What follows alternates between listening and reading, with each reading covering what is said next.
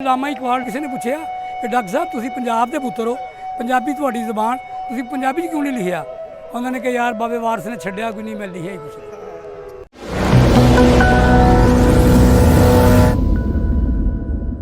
अस्सलाम वालेकुम जी, मेरा नाम शौकत अली वारसी है। मैं उस्ताद अहमद अली शीर वारसी का बेटा हाँ, जिहड़ा इस किताब का हाफिज़ सी। वारिस शाह बादशाह जिहड़ा ना पंजाबी की ज़बान का शेक्सपीयर है। एड्डी मिठी ज़बान, एड्डी चंगी ज़बान, असी अपनी ज़बान तो परे हट गए। हट किस तरह गए असी कि असी अंकल आंटी अपना लिया। कोई किसी नहीं कहता ए मेरे चाचे का पुत्र भरा है, ए मेरे मामे का पुत्र भरा है। और जी भरा तो भैन कहना पैंदा है। इत्थे अंकल आंटी कह के तो कज़न कह के सारा कुछ फारा कर दिता। मैं कहांगा मेरे भरा ने चाचे के पुत्र ने, तो समझ आ जाएगी ए मेरे भुखी का पुत्र है, ए मेरी मासी का पुत्र है।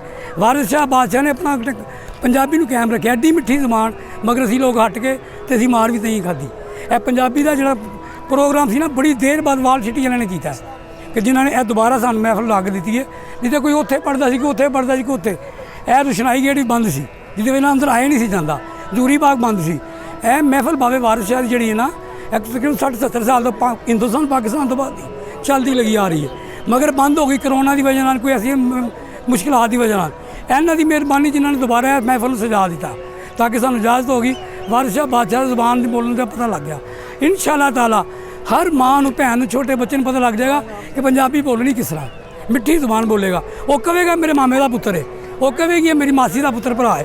ऐ नहीं कहेगी मेरे घर कज़न आया है तो कौन है कौन नहीं, जिसका रिश्ता ही नहीं पता लगना। हर बंदा मामे नूं, चाचे नूं, ताए नूं, सब मामे का पुत्र भरा कह के, भैन भरा के बोलेगा। फिर पंजाबी ज़बान सोहनी लगती है। यह उतलियाँ पुतलियाँ बोलियाँ बोल के असी अपनी भी गवा ली। और कौवा चले हंस की जाल अपनी भी गवा बैठा, साढ़े नाल वो बात बन गई। तो वारिस शाह बादशाह ने सदा ही पंजाबी मिठी बोली बोली है, जी इतों लैके इंग्लैंड तक भी बोली गई। जिसले इंग्लैंड भुट्टो साहब गए सन ना, उदों शेक्सपीयर की बोली गई। तो इधरों बाबे वारिस सी, तो भुट्टो साहब ने पूछा कि की है, कह लगे बाबा वारिस पंजाबी का शेक्सपीयर है। उन्होंने कहा दाओ सही कितने गया इतने आके। उदों गवर्नर खारेगा सी। फिर आप तो दरबार से गए वारिस शाह वेख्या तो आले दुआले छप्पड़ ही छप्पड़ तो गंद ही गंद। फिर भुट्टो साहब ने मंजूरी दी कि यार एडा लाइक आदमी तो तुसीं कित्थे सुट्टिया जे। फिर आप का दरबार बनया। दरबार बनने तो बाद फिर हुण क्या मेला लगियां, हुण उत्थे वेखण वाला है। जिस तरह जूरी बाग शहर लाहौर का दिल है, जिथे असीं खड़े हाँ, यह शहर लाहौर का दिल है। लैंदे वाले पासे बादशाही मस्जिद, पिछले पासे शाही किला है, यह 12 दरी है। पर लामा इकबाल डॉक्टर साहब लेटे ने कि जिन्होंने किसी ने पूछा कि डॉक्टर साहब तुसीं पंजाब के पुत्र हो, पंजाबी तुहाडी ज़बान, तुसीं पंजाबी च क्यों नहीं लिखिया? उन्होंने कहा यार बाबे वारस ने छड्डिया कोई नहीं, मैं लिखिया ही कुछ। उन्होंने दी गल।